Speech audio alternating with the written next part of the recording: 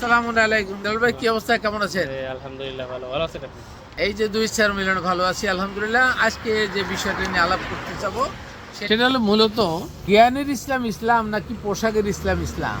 It's a big question in this moment because most of the people in our country they knows that the libas Islam is the Islam.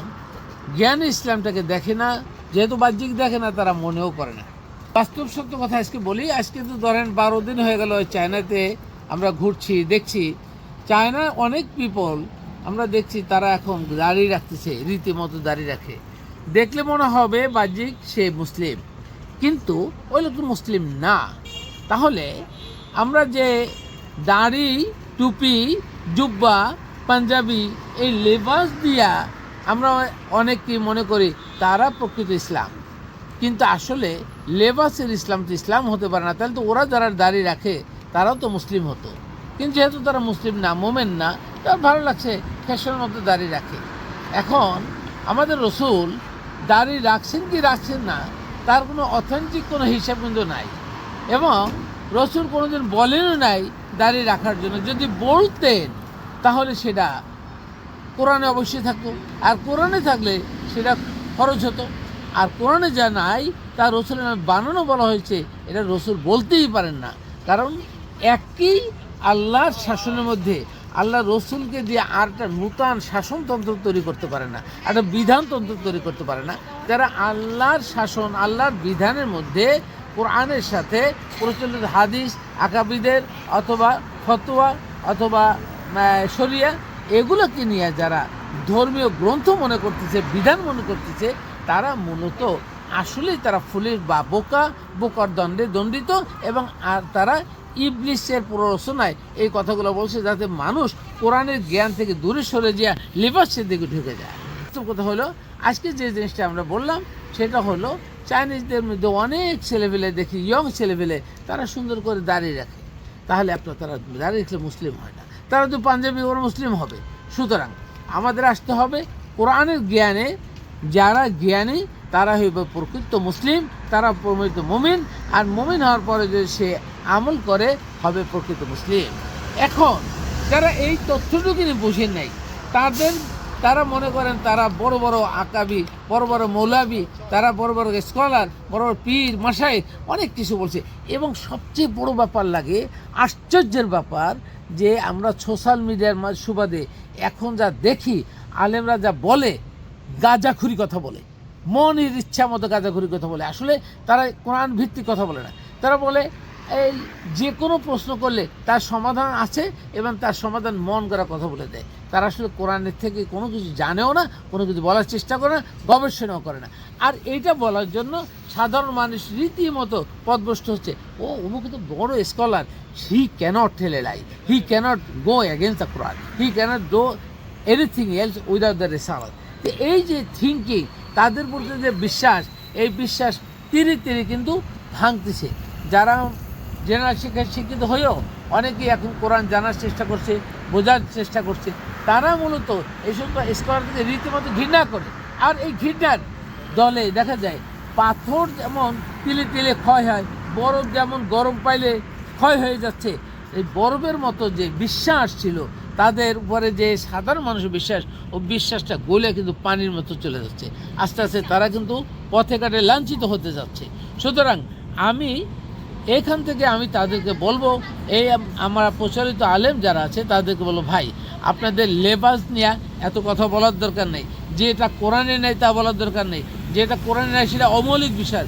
মৌলিক বিষয় আসেন, fundamental things, you have to know the fundamental things, you have to learn the fundamental things, you have to apply the fundamental things, then you can tell to the other people to follow the fundamental things only. এইটা যদি আপনারা করেন, মৌলিক বিষয় অর্থাৎ কোরআনে যা নাই তা ইসলামের কোনো বিষয় হতে পারে না, কোরআনে যা নাই তা আমাদের মানব জীবনের জন্য কল্যাণে কোনো কাজ হতে পারে না, কোরআনে যা নাই তা রসুল করতে পারে না, কোরআনে যা নাই তা কোনো বিধান হতে পারে না, মানবের জন্য কোনো বিধান হতে পারে। মানব যদি কোরআনের আইনের বিধানের বাইরে কিছু হলে করে, সে ইসলামী না, সে মুসলিম না, মোমেন হতেই পারে না ইনশাল্লাহ।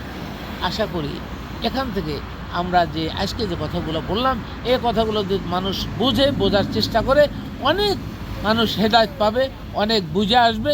আমরা আশা করব প্রত্যেকটা মানুষ কোরআনের প্রতিটা আয়াত, প্রতিটা শব্দ পড়তেই থাকুন, ওইটাই আপনার সালাত, ওইটাই মানতে থাকুন, ওইটাই আপনার সালাত। এমনি যা নামাজ পড়েন, উঠবাস করেন, লেফট রাইট করেন, ওটা কিন্তু সালাত না, ওটা নামাজ করছেন, ইবলিস ওটাকে করাইছে। কিন্তু মূল সালাতের দিকে আসেন, কোরআনে যে সালাতের কথা বলছে সেইটা। আমরা অনেকে মসজিদ তৈরি করি, মনে করি মসজিদ একটা তৈরি করে সদকা জারি হবে না। ভাই, মসজিদ তৈরি করে সদকা জারি হবে না।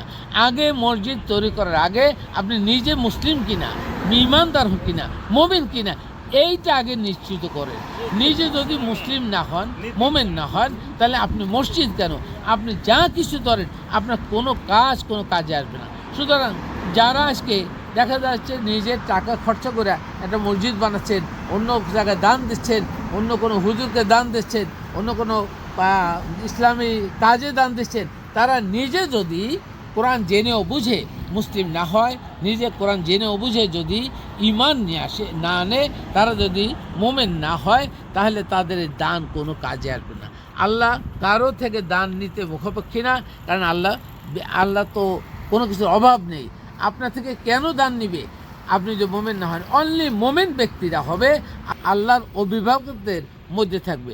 আর মোমেন ছাড়া অন্য সকলে যারা বেঈমান এবং অন্য যারা আছে তারা সবাই ইবলিসের অভিভাবকত্ব গ্রহণ করবে। সূরা আল আরাফ আয়াত নাম্বার 27। এই আয়াতটা যদি একবার পড়ে মানুষ, তাহলে কিন্তু সহজেই বুঝতে পারবে। ওখানে বলাই গেছে, হে আদম সন্তান, ইবলিস যেন তোমাদেরকে পথভ্রষ্ট না করে, অথবা পথভ্রষ্ট করে তোমাদের আদি পিতামাতার মতো পথভ্রষ্ট না করতে।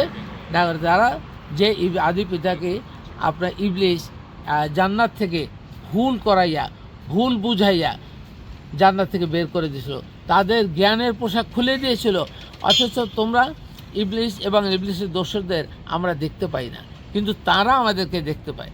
এরপরও কিন্তু আল্লাহ তাআলা বলছেন ইন্না শাইতান আদুবিল নাস। আল্লাহ কিন্তু এটা বলেন নাই যে ইন্নান নাস আদুবিল শাইতান, শয়তান আমাদের প্রকাশ্য শত্রু, কিন্তু আমরা দেখি না।